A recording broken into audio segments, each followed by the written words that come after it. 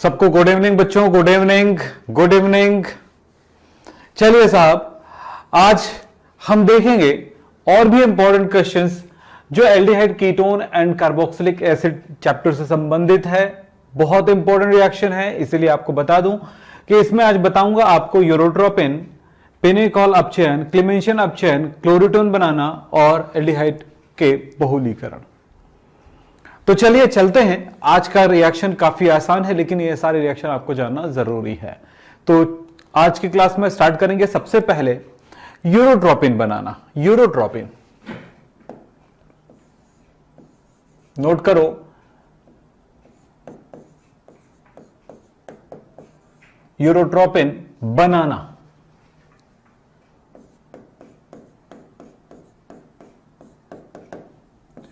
Urotropin actually formaldehyde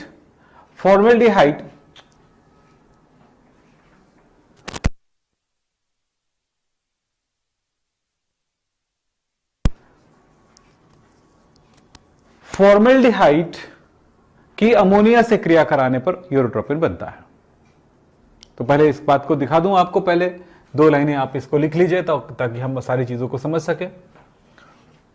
urotropin होता क्या है, यूरोट्रोपिन क्या है, इसके बारे में हम बात करेंगे। और पहली बात है ये बनता कैसे, ये जानेंगे।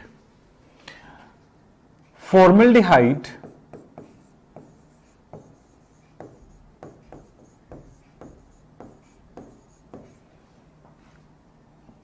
की अमोनिया से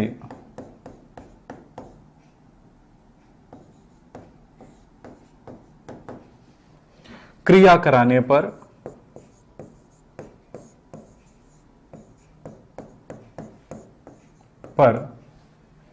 यूरोट्रोपिन बनता है।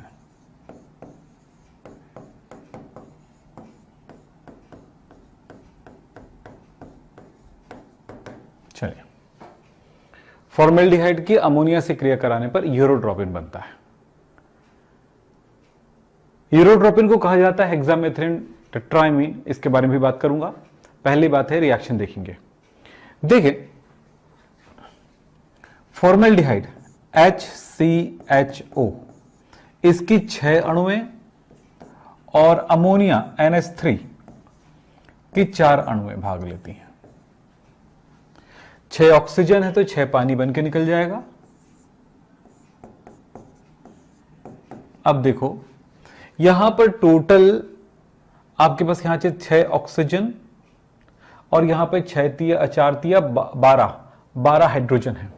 तो इसके 12 हाइड्रोजन, पूरा का पूरा हाइड्रोजन, देखो इसका 12 हाइड्रोजन और इसका 6 ऑक्सीजन मिलकर के पानी बन गया। देखो 6 दूनी 12 हाइड्रोजन और 6 ऑक्सीजन है। बचा इधर से 4 नाइट्रोजन और इधर से बचा है CH2 जो है 6 बार।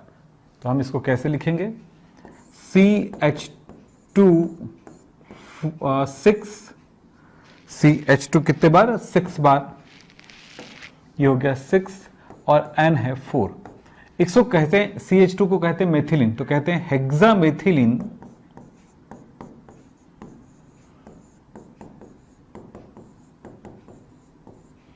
टेट्राएमीन।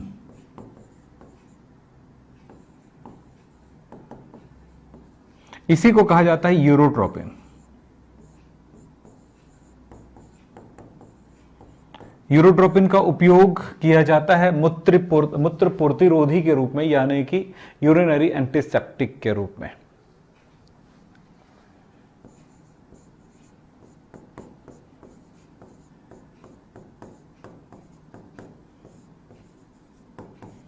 यूरिनरी एंटीसेप्टिक यानी कि मूत्र नलिकाएं जो होती हैं, इनमें जो भी इंफेक्शन होता है उस इंफेक्शन के लिए, उनके रोकथाम के लिए यूरोट्रोपिन का उपयोग किया जाता है। उनके इलाज के लिए इनका उपयोग किया जाता है। यूरोट्रोपिन की संरचना पे ध्यान देंगे। नाइट्रोजन 4 है, तो एक नाइट्रोजन के साथ 3 संयोजकताएं होती हैं, तो तीनों संयोजकताओं से जुड़ेगा CH2, CH2, CH2। CH2 में कार्बन की 4 संयोजकताओं में से दोनों हाइड्रोजन ने पूरा, एक ने नाइट्रोजन ने पूरा किया, तो एक एक संयोजकता बचेगा इस तरह से। तो नाइट्रोजन नाइट्रोजन। अब इस जगह पे एक नाइट्रोजन और ये जो है यहां पर ये देख रहे हैं CH2 है, इस जगह पर क्या होगा कि ये दोनों नाइट्रोजन भी जुड़ेंगे आपस में। तो कैसे जुड़ेंगे? CH2, ये इस तरह से। और अब हमारे पास आ जाएगा 1 2 3 और चौथा नाइट्रोजन इस जगह पर और इस तरह से CH2 और CH2। अब गिनती लगाओ, 1 2 3 4 5 6 हो गया और नाइट्रोजन 1 2 3 4। यह है यूरोट्रोपिन की संरचना।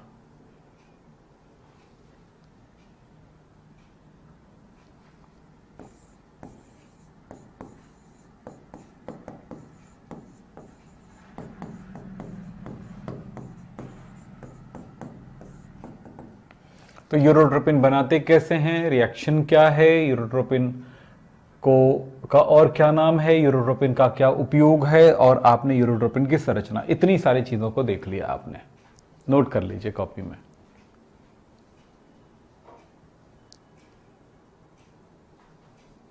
यूरिन नलिकाओं के लिए ये एक एंटीसेप्टिक का काम करता है। ये एक तरह की औषधि है, प्रतिरोधी है, एंटीसेप्टिक।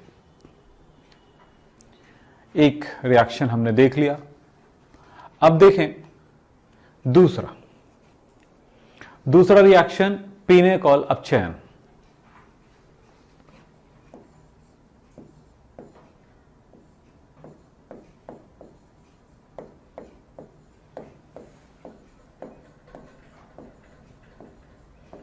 सारे रिएक्शन जो बताऊंगा वो बहुत इंपॉर्टेंट है, ध्यान रखिएगा, आपके काम आएंगे।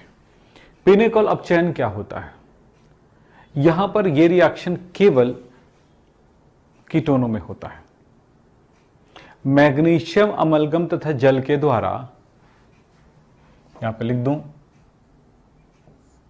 ये क्या होता है बताऊंगा।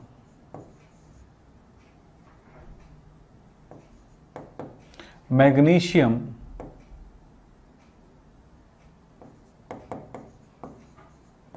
अमलगम तथा जल के द्वारा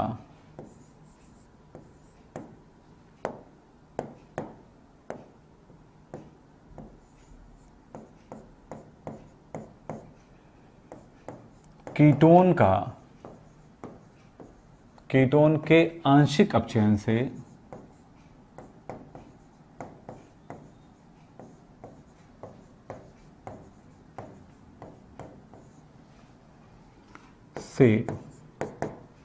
अल्फा बीटा डाइहाइड्रोक्सी कंपाउंड बनता है।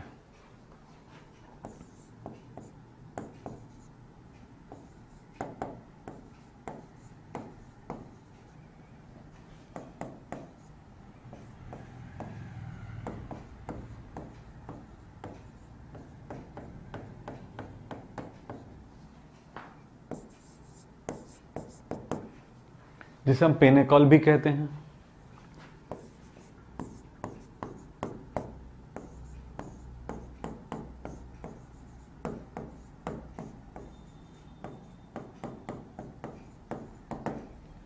यहां पर यह ध्यान रखिएगा, देखिए CH3 CH3 C double bond O, hydrogen मिलेगा हमको यहां से MgHg, इसको कहेंगे मैग्नीशियम अमलगम। मैग्नीशियम लिक्विड धातु है और मैग्नीशियम सॉलिड धातु है। जब भी कोई धातु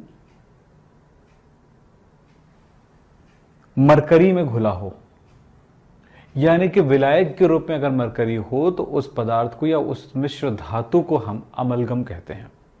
तो यहां पर मरकरी में मैग्नीशियम घुलेगा, यह कहलाएगा मैग्नीशियम अमलगम। मैग्नीशियम अमलगम में पानी मिला दें तो यह हाइड्रोजन उत्पन्न करेगा, यह हाइड्रोजन गैस है। अब यहां पर एक बात पे ध्यान दें, आंशिक अपचयन शब्द लिखा है। आंशिक अपचयन मतलब होता है पार्शियली रिडक्शन, यानी कि थोड़ा अपचयन, यानी जितनी हाइड्रोजन चाहिए उतना नहीं मिलता है, कम ही मिलता है हाइड्रोजन। तो ये हाइड्रोजन सीधा सीधा ओनली ऑक्सीजन में जाके जुड़ेगा, तो क्या दिखेगा ये जरा देखें, सी ओ के साथ जुड़ गया, ये CH3 हमारे पास 2 है, बॉन्ड ब्रेक हुआ और एक H जो है कहां पे जाके जुड़ गया, इस जगह पे जाके जुड़ गया, ये बन गया CH3 CH3 दोनों C पर और C पे O जुड़ा हुआ, उसमें OH हो गया एक H आने से। ये क्रिया 2 अणुओं में हो रहा है, ये भी दूसरा अणु, ये दूसरा अणु भी ऐसा ही कुछ बनेगा, OH CH3 CH3, इसकी भी एक वैलेंसी, यानी कि 2 ऐसे ही एक मूलक बनता है, 2 मूलक बनते हैं, 2 अणुओं से 2 मूलक बनते हैं, जिसमें से ये दोनों आपस में जुड़ जाएंगे, इसे कहा जाता है पिनेकॉल। इस प्रकार से पिनेकॉल का निर्माण होता है, नोट कर सकते हैं। यह कहलाता है पिनेकॉल अपचयन। यह केवल किस में होता है, कीटोन में। तो ये कीटोन शब्द का उपयोग इसलिए किया जाता है। अगर हम एल्डिहाइड कीटोन बोलते हैं या फिर हम कार्बोनिल यौगिक बोलते हैं, अगर एल्डिहाइड में भी होता तो ये एल्डिहाइड में ऐसा पॉसिबल नहीं है। अब इसको अल्फा बीटा हाइड्रोक्सी क्यों कहा गया, जिस कार्बन से क्रियात्मक समूह जुड़ा होता है उसे अल्फा कहा जाता है। तो ये अल्फा हो गया या ये अल्फा हो गया, दोनों में से किसी एक को अल्फा मानेंगे, तो एक को अल्फा मानेंगे तो दूसरा उसका पड़ोसी बीटा होगा। तो अल्फा और बीटा यानी पड़ोसी कार्बन पर OH है, इसमें भी OH है, तो डाइहाइड्रोक्सी बोला, अल्फा बीटा डाइहाइड्रोक्सी कंपाउंड का निर्माण होता है, जिसको ग्लाइकॉल भी कहते हैं। एक तरह से ग्लाइकॉल जैसा, इसको पिनेकॉल कहा जाता है। नोट कर सकते हैं तो जल्दी करिए नोट, और जब नोट करेंगे तो बिल्कुल एक एक चीजों का ध्यान रखें।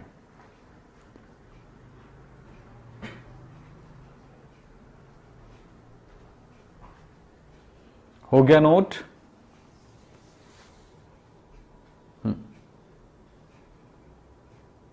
दूसरे कीटोन पे भी ऐसे ही काम कर सकते हो। जैसे उदाहरण दे देता हूं, पिनेकॉल अपचयन, दूसरा कीटोन, मैं दूसरी तरह का कीटोन ले लेता हूं। चले C2H5 C2H5 ले लेता हूं।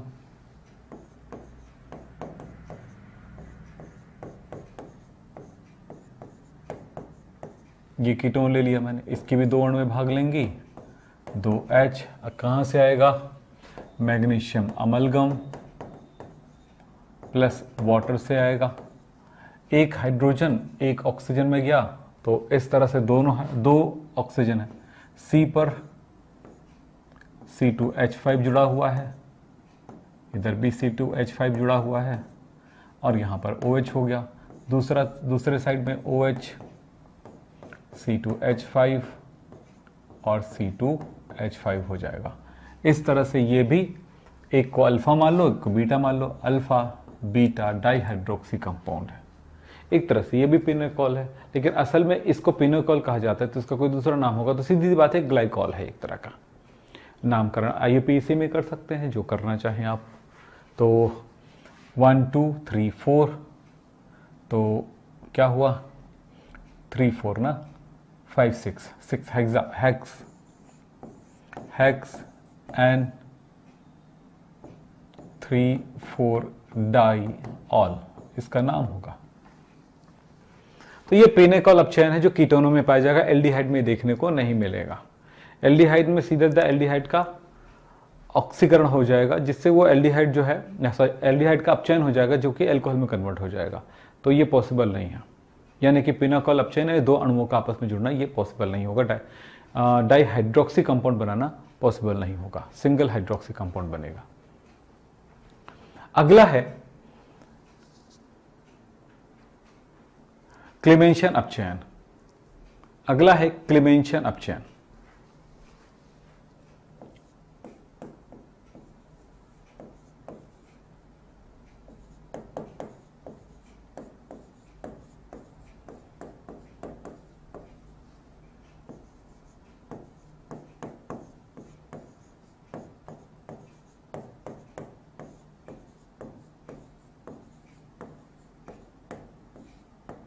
ले लीजिए क्लेमेंशियन अपचयन।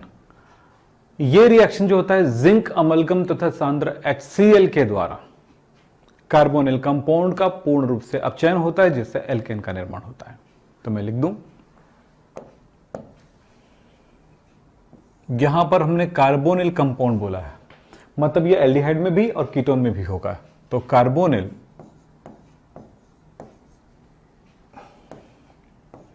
यौगिक का यौगिकों का जिंक अमलगम और किसके द्वारा बोला,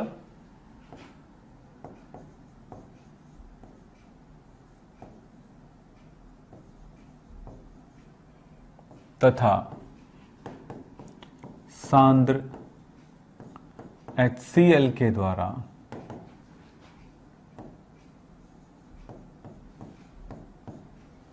द्वारा पूर्ण अपचयन से,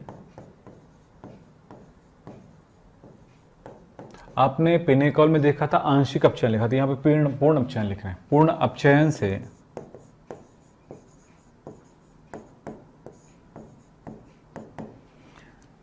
एल्केन बनता है।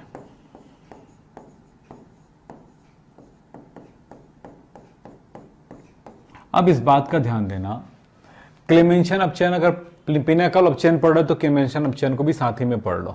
फायदा क्या होगा, क्लेमेंशन अपचयन क्या है, पिनेकॉल अपचयन क्या है, दोनों एकदम क्लियर याद हो जाएगा। क्लेमेंशन अपचयन में क्या होगा, जरा देखिए, कोई भी एल्डिहाइड या कीटोन होगा, ये दोनों में होगा। में एल्डिहाइड कीटोन में ये समूह पाई जाती है, आपको पता है कार्बोनिल समूह। इस पर हाइड्रोजन आएगा 4 हाइड्रोजन। बोले क्यों, मैं बताता हूं, रुको। जिंक अमलगम प्लस सांद्र HCl, इनके द्वारा, तो इन दोनों की क्रिया से मिलेगा हमको हाइड्रोजन। ये हाइड्रोजन जो है, इनमें से 2 हाइड्रोजन, 4 में से 2 हाइड्रोजन इस ऑक्सीजन से रिएक्शन करके बन गया पानी, प्लस जहां से ऑक्सीजन हटाया गया इसके 2 हाइड्रोजन जो बचे इसमें जुड़ जाएगा। तो देख लो, ये वाला भाग CH2 हो गया, यानी कि एल्केन बन गया। ये कार्बोनिल कंपाउंड है,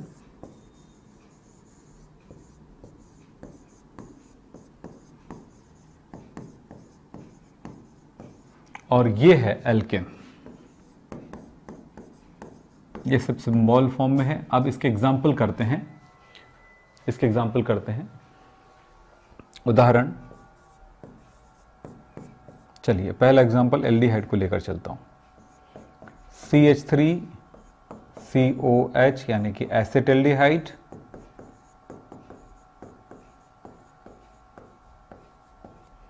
इसको मिलता है 4 हाइड्रोजन, यानी भरपूर हाइड्रोजन मिलता है। किसके द्वारा मिलता है, जिंक अमलगम प्लस HCl के द्वारा। ये हाइड्रोजन यहां से इस ऑक्सीजन को लेकर के बन जाएगा पानी, और इस ऑक्सीजन को लेकर तो पानी बन गया, जगह खाली हो गई, इसमें से 2 हाइड्रोजन जुड़ गया। तो क्या मिला देखो तो, CH3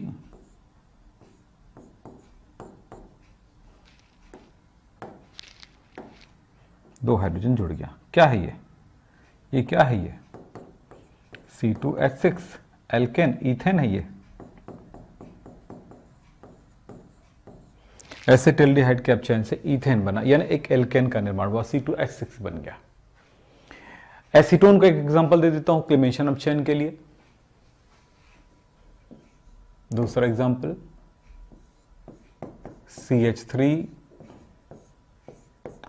CH3 double bond O, 4 hydrogen. कहां से आए हाइड्रोजन, जिंक अमलगम से।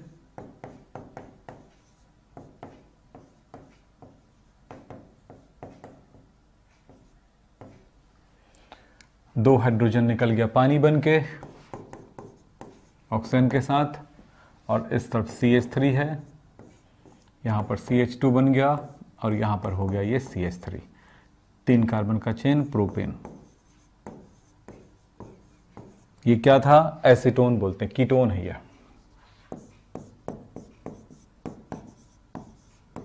इस तरह से कोई भी एल्डिहाइड या कीटोन का क्लेमेंशन अपचयन होने पर वो एल्केन में परिवर्तित हो जाता है, यानी कि जो CO भाग है वो CH2 में कन्वर्ट हो जाता है।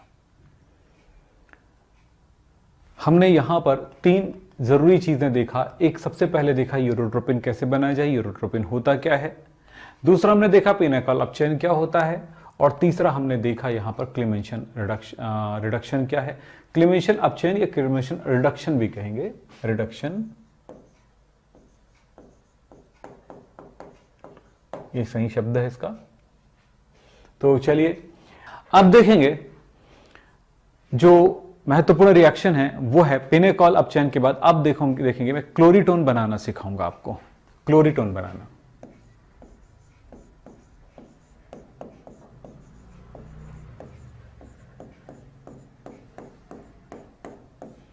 क्लोरीटोन है क्या चीज, ये बात की बात है। पहले क्लोरीटोन बनाया कैसे जाता है इसको हम पहले देख लेते हैं आपको।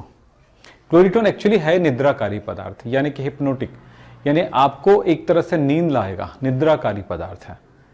एक तरह से कुछ लोग इसका एडिक्टिव भी होते हैं, यानी कि इसको लेकर के नशा भी करते हैं। तो ये कैसे बनता है आपको बताता हूं। क्षार की उपस्थिति में एसीटोन और क्लोरोफॉर्म आपस में मिल जाते हैं। तो मैं यहां पर बोलूंगा क्षार की उपस्थिति में, क्षार में आप ले सकते हो KOH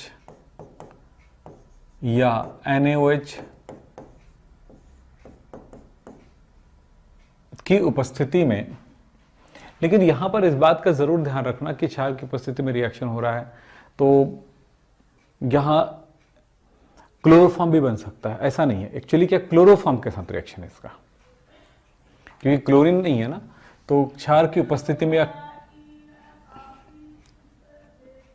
क्षार की उपस्थिति में,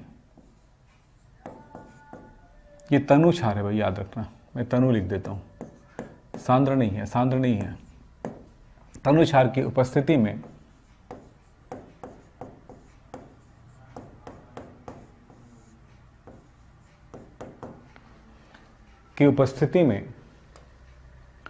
क्लोरोफॉर्म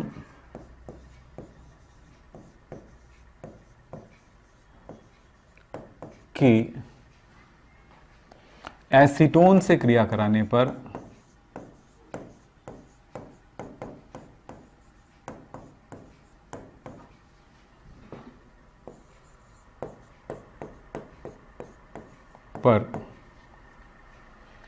क्लोरीटोन बनता है।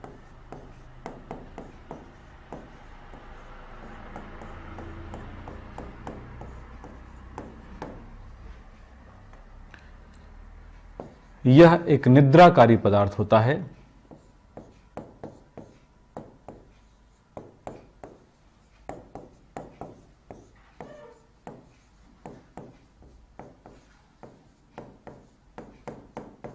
देखो कैसे होगा,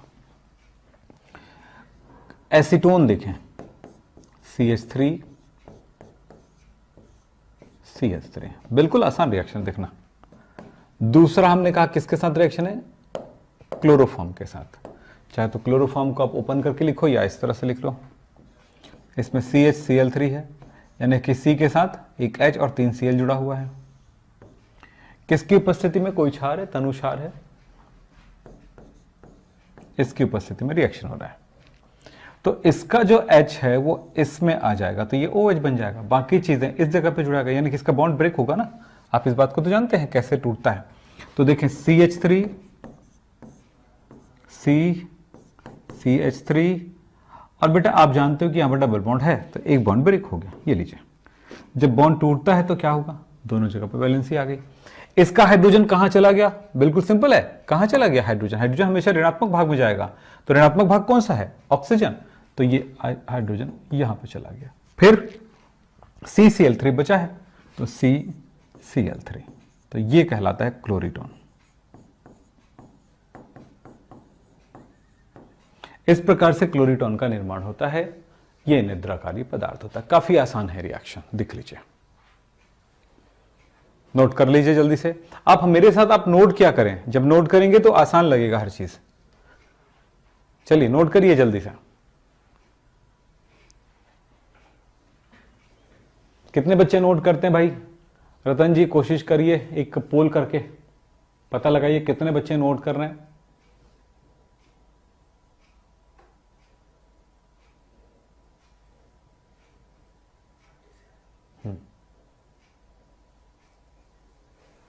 चलिए, हो गया, नोट हो गया। चलिए आगे बढ़ते हैं।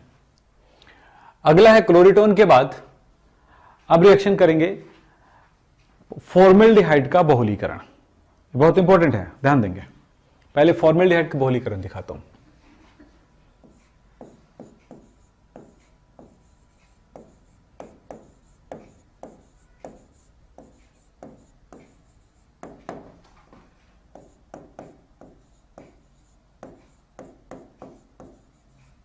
बहुलीकरण का मतलब होता है छोटे छोटे अणुएं आपस में जुड़ करके बड़े अणु का निर्माण कर लेते हैं।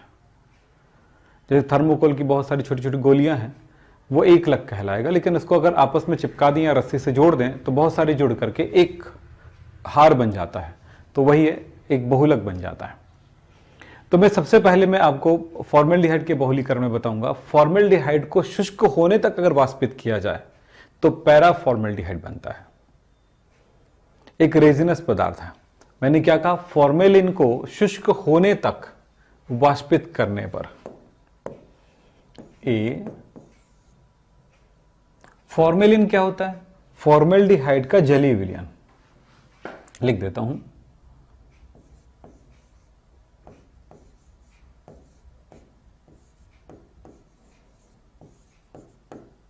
फॉर्मेलिन जो कि होता है HCHO का जलीय विलयन।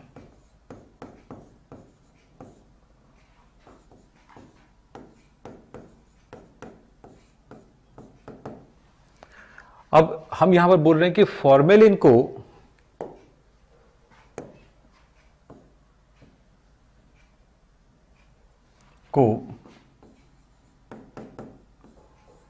शुष्क होने तक वाष्पित करने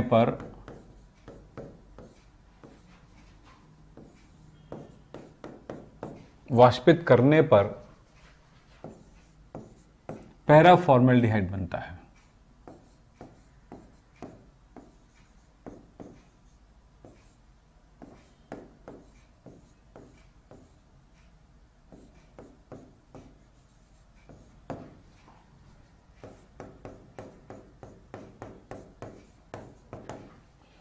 यह एक प्रकार का रेजिनस पदार्थ है ना, रेजिन होता है।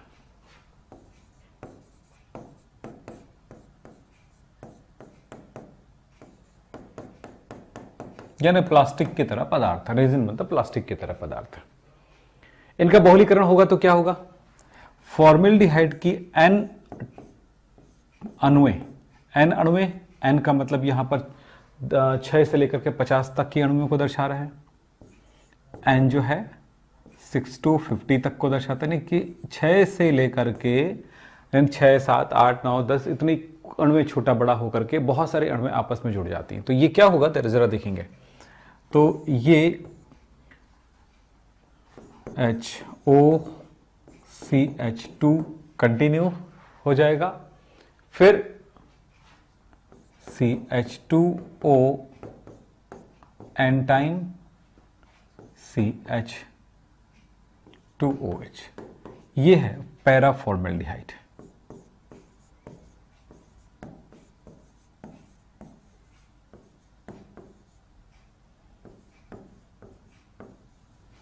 पैरा फॉर्मेल्डिहाइड बनता है।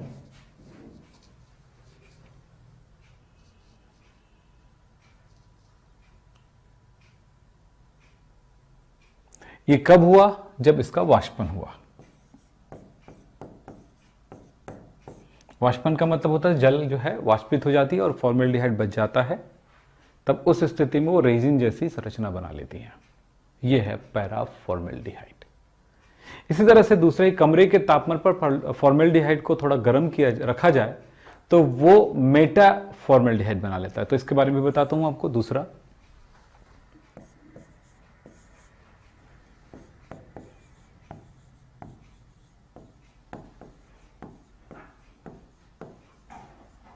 फॉर्मेल्डिहाइड कमरे के ताप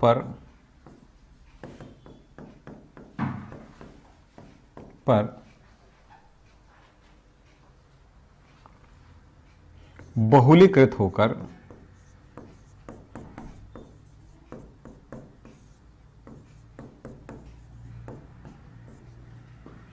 मेटाफॉर्मल्डिहाइड बनाता है।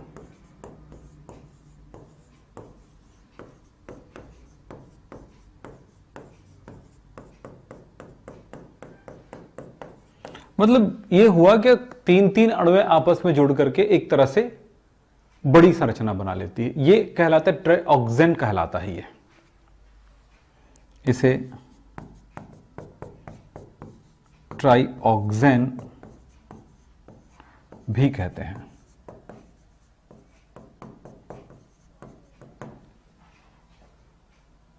कैसे? तीन फॉर्मेल्डिहाइड की अणुएं बहुलीकृत होकर के H यहां पर क्या करेगा, HCHO 3 बन जाता है। इसकी संरचना में दिखाता हूं। इसको मेटाल्डिहाइड या ट्राइऑक्सेन कहा जाता है। नाम दोनों लिख दिया मैं। मेटाफॉर्मल्डिहाइड बनाता है जिसे ट्राइऑक्सेन कहते हैं। कमरे के ताप पर यानी रूम टेम्परेचर पर।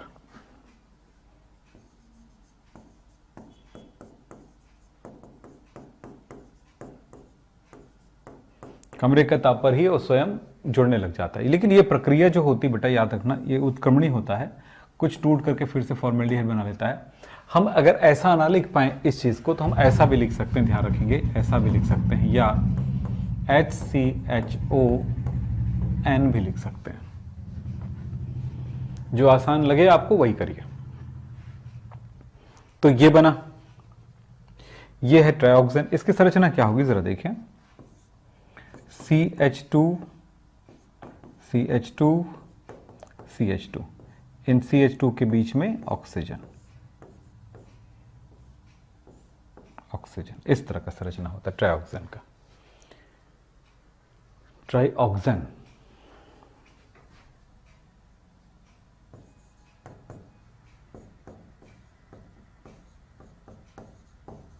ये ट्राइऑक्सेन कहलाता है।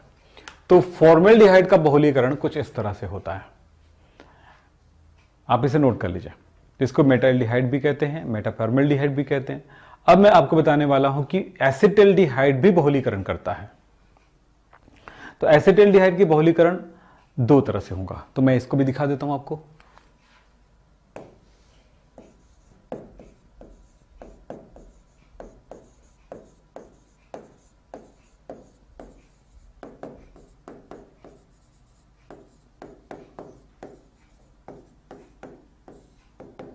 एसिटल्डिहाइड का बहुलीकरण, तो सबसे पहला बहुलीकरण आप नोट करें।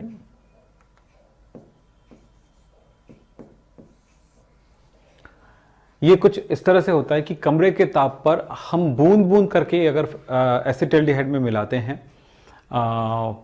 सल्फ्यूरिक एसिड, तो वो क्या करेगा, आपस में अभिकृत कर लेगा, यानी एक तरह का क्या करे, बहुलीकरण करेगा। और बहुलीकरण से वो 3 अणुओं वाला पैरा एसिटल्डिहाइड बनाता है। तो चलो देखते हैं।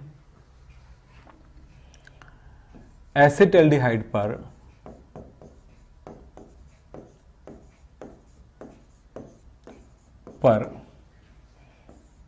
कमरे के ताप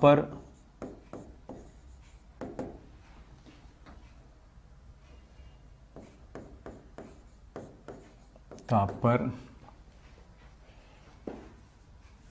सांद्र H2SO4 की बूंदें गिराने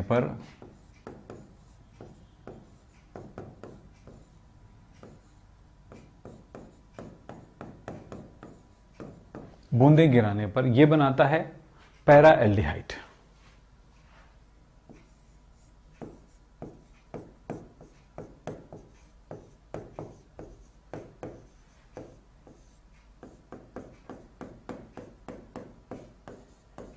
पैराएल्डिहाइड बनाता है। पैराएल्डिहाइड CH3CHO ये एसिटल्डिहाइड है, 3 अणु में मिलते हैं और क्या बोला मैंने? कमरे के ताप पर ये क्रिया होता है, सामान्य ताप पर, रूम टेम्परेचर पर। सांद्र H2SO4 की बूंदें डालें सामान्य तापमान पर। जिस तापमान पे हम अभी हैं उसी ताप पर, तो ये इनकी 3 अणुएं आपस में जुड़ जाएंगे।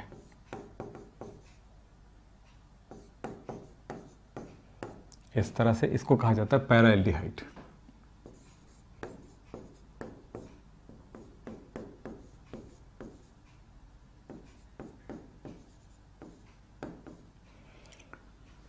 संरचना की बात करें तो भाई 3 अणुएं हैं, तो CH CH CH। CH पर तीनों पर CH3 जुड़ा हुआ है, ये CH3 है, और 3 ऑक्सीजन है जो इस तरह से तीनों के बीच में होगा। ये है पैराएल्डिहाइड, इसकी संरचना। तो ये पैराएल्डिहाइड बनाया। अब बताता हूं मैं आपको 0 डिग्री सेल्सियस तापमान पर ले जाकर के उसमें HCl गैस प्रवाहित करने पर क्या होता है। दूसरी चीज है,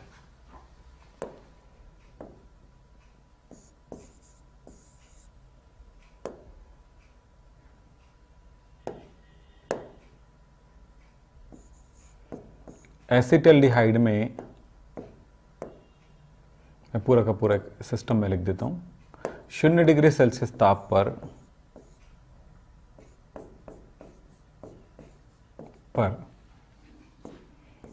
एसिटल्डिहाइड पर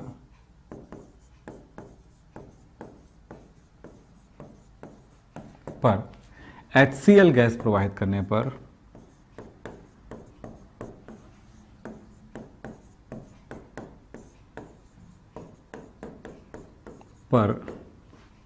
मेटाल्डिहाइड प्राप्त होता है।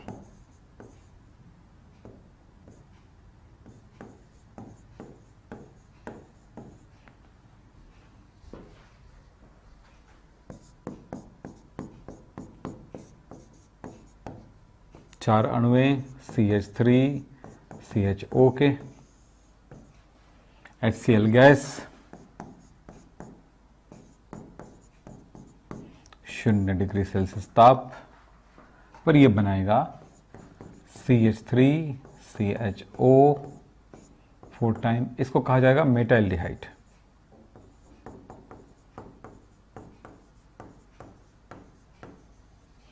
संरचना क्या होगा? 4 बार CH CH CH CH O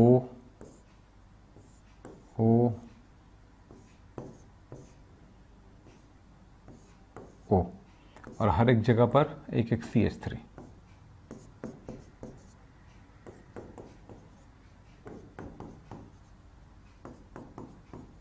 इस तरह से, तो ये कहलाता है मेटाल्डिहाइड। तो 2 चीजें बहुलीकृत हुई है, और ये मेटाल्डिहाइड और पैराल्डिहाइड 2 चीजें। अब मैं आपको बताना चाहूंगा कि भाई थोड़ी सी और जानकारी की, फॉर्मेल्डिहाइड का उपयोग क्या है, एसिटल्डिहाइड का उपयोग क्या है, एसीटोन का उपयोग क्या है, ये बताते हुए आगे बढ़ता हूं। फिलहाल मैं अब बात करूंगा, जैसे कि मैंने आपको कहा था कि उपयोग बताऊंगा फॉर्मेल्डिहाइड का। फॉर्मेल्डिहाइड का 40% जलीय विलयन जो है, इसे हम फॉर्मेलिन कहते हैं। फॉर्मेलिन एक तरह का रोगाणुनाशक होता है, कीटाणुनाशक होता है। बहुत सारे जो फर्श वगैरह साफ करने के लिए जो दवाइयाँ आती हैं या फर्श क्लीनर आता है, वो उसमें ये फॉर्मेल्डिहाइड मिला होता है या फॉर्मेलिन मिला होता है। आपने देखा हो बायोलॉजी लैब में जब जाते हैं तो कुछ जीव जंतुओं के शरीर के पार्ट्स या उस शरीर को रखा जाता है स्टोर करके, जिसको कहते हैं स्पेसिमेन। उस स्पेसिमेन में जो लिक्विड होता है, उस लिक्विड को कहते हैं फॉर्मेलिन, यानी फॉर्मेलिन लिक्विड में डुबा कर रखा जाता है, तो उनको सुरक्षित रखने के लिए इसका उपयोग किया जाता है। यूरोट्रोपिन बनाने में उपयोग किया जाता है। यूरोट्रोपिन का उपयोग होता है मूत्र प्रतिरोधी और गठिया रोगों के इलाज में, इसका उपयोग होता है। बेकेलाइट तापदृढ़ प्लास्टिक बनाने में, यानी कि बेकेलाइट बनाने में इसका उपयोग किया जाता है, जो कि तापदृढ़ प्लास्टिक है, बहुत हार्ड प्लास्टिक है। जो स्विच वगैरह देखे होंगे या प्रेस के हैंडल देखे होंगे, ये बहुत ही हार्ड होता है, इसको गर्म करने पर भी पिघलता नहीं है। एसिटल्डिहाइड का उपयोग ethyl alcohol, acetic acid, ethyl acetate, para और मेटा एल्डिहाइड आदि बनाने में किया जाता है। पैराल्डिहाइड एक निद्राकारी औषधि है। पैराल्डिहाइड क्या है? निद्राकारी औषधि है।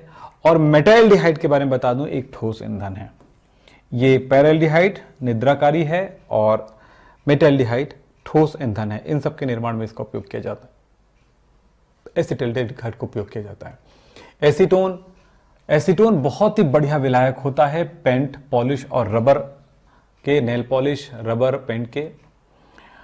क्लोरीटोन बनाने में इसका उपयोग किया जाता है कि जो कि एक निद्राकारी पदार्थ है। और अल्कोहल के विकृतीकरण के लिए उपयोग किया जाता है, जिससे अल्कोहल को उपयोग में नहीं लाया जा सकता है, पीने के उपयोग में नहीं लाया जा सकता, जबकि वो दूसरे उपयोगों में आ सकता है। अब हम इतनी सारी चीज़ों को जो आपको बताए हैं, इन सारी चीज़ों को आप अच्छे से पढ़िए, एग्जाम में आपके बड़े फायदे होंगे। बिल्कुल ध्यान रखिए, पढ़ाई का भी कोई मनोरंजन नहीं है। पढ़ाई जो है एक भविष्य को बनाने का एक तरीका है, एक मेहनत है, और आपको वो मेहनत करना होगा। तो आज की बातें यहीं पे समाप्त करते हैं। नमस्कार, धन्यवाद।